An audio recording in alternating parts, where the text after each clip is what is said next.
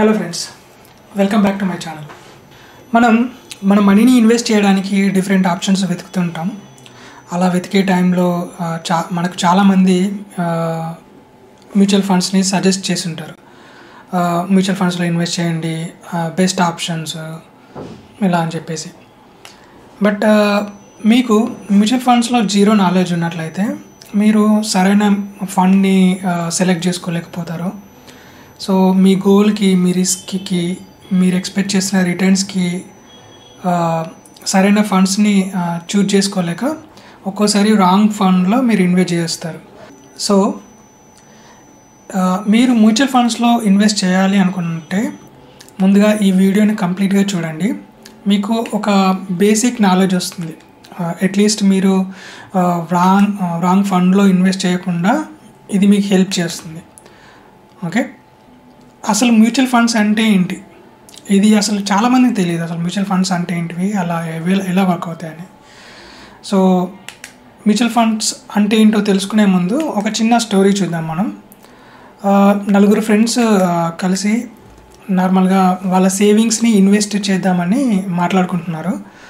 వాళ్ళ టౌన్లో చాలా డిమాండ్ ఉన్న బిజినెస్ ఏంటి అనేది వెతకడం స్టార్ట్ చేశారు. సో ఫైనల్గా వాళ్ళకి ఒక హోటల్ బిజినెస్ అనేది చాలా డిమాండింగ్ ఉంది వాళ్ళ ఏరియాలో.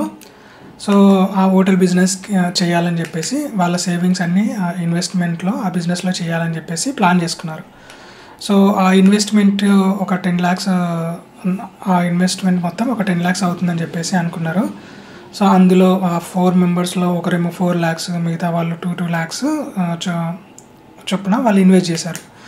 సో వాళ్ళకి అది డిమాండ్ ఉందని తెలుసు, బట్ ఆ ఫీల్డ్లో వాళ్ళకి ఎక్స్పీరియన్స్ లేదు, ఆ హోటల్ బిజినెస్లో వాళ్ళకి ఎక్స్పీరియన్స్ లేదు. సో వాళ్ళు ఏం చేశారంటే ఒక ఎక్స్పీరియన్స్ మేనేజర్ అపాయింట్ చేసుకున్నారు. సో అపాయింట్ చేసుకుని వాళ్ళ బిజినెస్ని సక్సెస్ఫుల్గా రన్ చేశారు.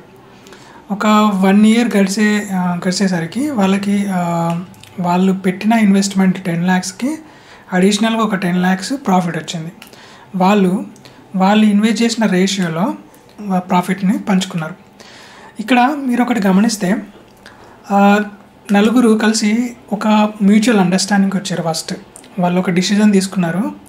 హోటల్ బిజినెస్లో ఉన్న రిస్క్ని అర్థం చేసుకున్నారు.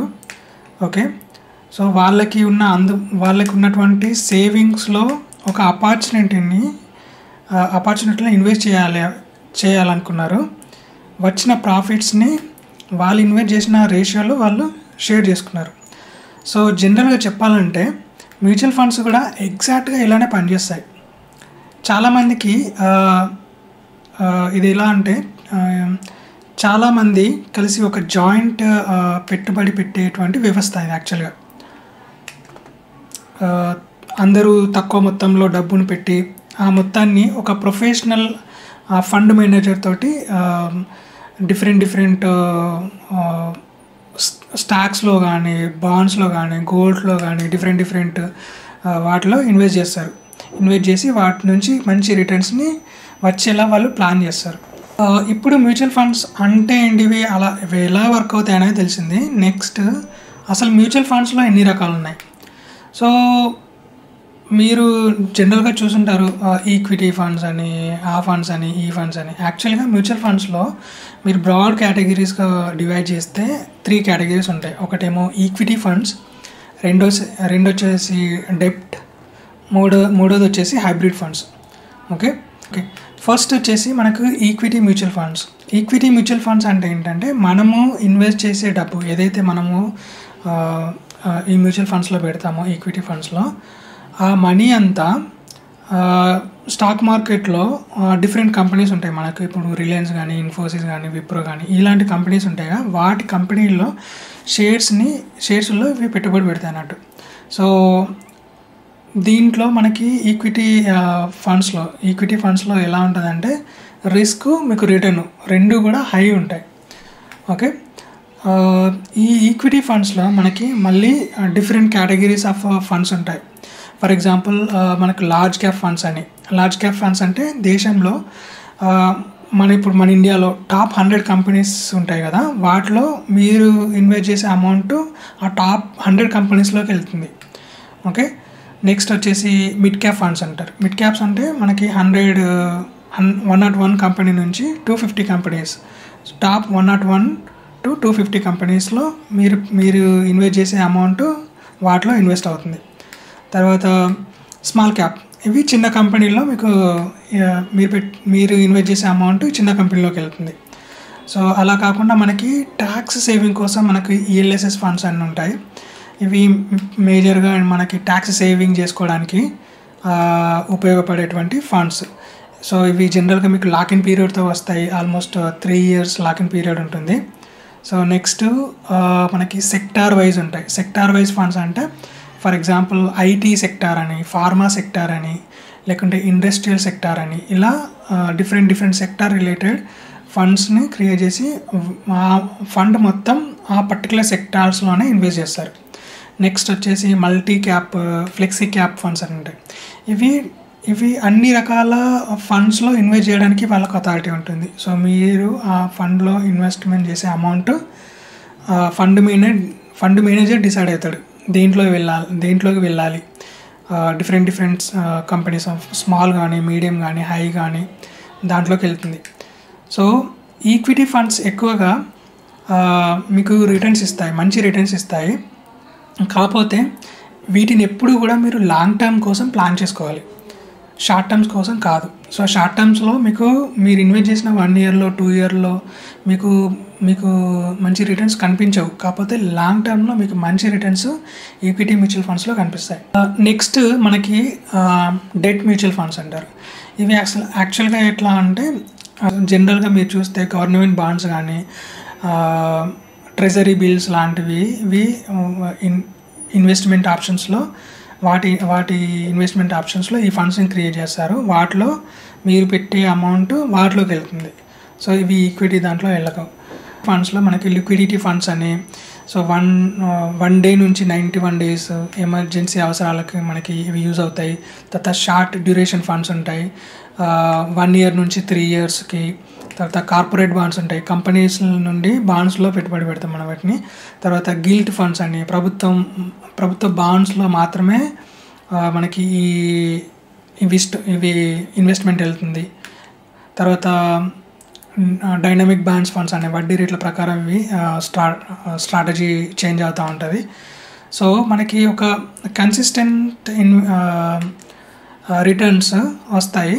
కాకపోతే దీంట్లో మనకి రిటర్న్స్ అనేవి when you compare to equity ఫండ్స్కి కంటే తక్కువ ఉంటాయి. సో నెక్స్ట్ వచ్చేసి మనకి హైబ్రిడ్ ఫండ్స్ అంటారు. హైబ్రిడ్ ఫండ్స్ అంటే మనకు నార్మల్గా ఈక్విటీ ప్లస్ డెట్లో. సో ఈ రెండిట్లలో ఈ ఫండ్ మనీ అంతా వెళ్తుంది అన్నట్టు. సో ఇందులో మీకు రిస్క్ రిటర్న్స్ మధ్య బ్యాలెన్స్డ్ ఉంటుంది. నార్మల్గా రిస్క్ రిటర్న్స్ మధ్య బ్యాలెన్స్ ఉంటుంది. సో ఎందుకంటే మనకి 2 ఫండ్స్లోని కవర్ అవుతుంటాయి. సో మనకి అగ్రెసివ్ హైబ్రిడ్ ఫండ్స్ అని ఉంటాయి. అంటే ఆల్మోస్ట్ మీకు 65% పైగా ఈక్విటీలోకి వెళ్తుంది, రిమైనింగ్ అంతా మీకు డెట్లోకి వెళ్తుంది. తర్వాత కన్జర్వేటివ్ హైబ్రిడ్ ఫండ్స్ అంటారు. సో ఎక్కువ డెట్లోకి వెళ్తుంది, తక్కువ ఈక్విటీలోకి వెళ్తుంది. తర్వాత బ్యాలెన్స్డ్ అడ్వాన్స్డ్ ఫండ్స్ అని ఉంటాయి. సో సిచ్యుయేషన్ బట్టి వాళ్ళు ఫండ్ మేనేజర్ డిసైడ్ అవుతాడు ఇవి ఎంత పోర్షన్ మనకి డెట్లోకి వెళ్ళాలి, ఎంత పోర్షన్ మనకి ఈక్విటీలోకి వెళ్ళాలి అనేది వాళ్ళు డిసైడ్ అవుతారు. సో ఇది హైబ్రిడ్ ఫండ్స్. సో ఇన్ని రకాల ఫండ్స్ ఉన్నాయి. మనకి ఏది సూట్ అవుతుంది, ఏ ఫండ్ మనకి సూట్ అవుతుంది అనేది ఎలా తెలుసుకోవాలి? సో ఫస్ట్ మన గోల్ ఏంటి, మనం ఇన్వెస్ట్ చేయాలనుకుంటే మన గోల్ ఏంటి, షార్ట్ టర్మ్ గోలా, లాంగ్ టర్మ్ గోలా? సో అది మనం డిసైడ్ అవ్వాలి. దాన్ని బట్టి మన ఫండ్ని చూజ్ చేసుకోవచ్చు. తర్వాత మన రిస్క్ కెపాసిటీ ఎంత. సో నా రిస్క్ కెపాసిటీ, నీ రిస్క్ కెపాసిటీ డిఫరెంట్ ఉంటుంది. Person to person risk capacity difference ఉంటుంది. సో దాన్ని బ్యాలెన్స్ చేసుకోగలగాలి. దాన్ని బేస్ చేసుకొని మనకి ఫండ్స్ మనకు అవైలబుల్గా ఉంటాయి మార్కెట్లో. తర్వాత ఎంత డ్యూరేషన్ మనం ఇన్వెస్ట్ చేయగలుగుతున్నాము. తర్వాత ఒకవేళ ఇది మనం ఓన్లీ ట్యాక్స్ సేవింగ్ కోసమే చేస్తున్నామా. సో ఇలాంటి పారామీటర్స్ని అన్నింటినీ కన్సిడర్ చేసుకొని మనం మ్యూచువల్ ఫండ్స్ అనేటివి సెలెక్ట్ చేసుకోవాలి. సో ఎప్పుడైనా కానీ ఒక ఫండ్లో ఇన్వెస్ట్ చేస్తున్నాము అంటే దాని యొక్క పర్ఫార్మెన్స్, ఎక్స్పెన్స్ రేషియో, ఎవరు ఆ ఫండ్ని మేనేజ్ చేస్తున్నారు, ఓకే, దాని యొక్క హిస్టరీ లాస్ట్ 5 years కానీ లాస్ట్ 7 years కానీ ఆ ఫండ్ ఎలా పర్ఫామ్ చేసింది, ఇవన్నీ కూడా మనం చూసి దాని తర్వాత మనం ఆ ఫండ్లో ఇన్వెస్ట్ చేయాలా వద్దా అనేది డిసైడ్ అవ్వాలి. ఇంకొకటి ఏంటంటే మనం ఎప్పుడైతే ఈ మ్యూచువల్ ఫండ్స్లో ఇన్వెస్ట్ చేస్తామో మ్యూచువల్ ఫండ్స్ కూడా ఎంతో కొంత రిస్క్ ఉంటుంది. సో ఇవి కూడా మీకు వాలటైల్ అవుతాయి. మార్కెట్లో ఉన్న సిచ్యుయేషన్స్ కానీ ఇంటర్నేషనల్గా ఉన్న సిచ్యుయేషన్స్ వాటిని బేస్ చేసుకొని కూడా మన మార్కెట్లో ఇంపాక్ట్ అవుతాయి. సో ఆ మార్కెట్లకు తగ్గట్టు ఈ మ్యూచువల్ ఫండ్స్ కూడా రియాక్ట్ అవుతాయి. సో మనం ఇన్వెస్ట్ చేస్తున్నాము అంటే ఈ రిస్క్ కూడా మనం అండర్స్టాండ్ చేసుకోవాలి. సో అలా అండర్స్టాండ్ చేసుకొని మనకు సూట్ అయ్యే మ్యూచువల్ ఫండ్స్ని సెలెక్ట్ చేసుకొని దాంట్లో ఇన్వెస్ట్ చేయాలి. ఈ వీడియో మీకు యూజ్ అనిపిస్తే like, share, comment and share with your friends. Thanks for watching. See you in the next video.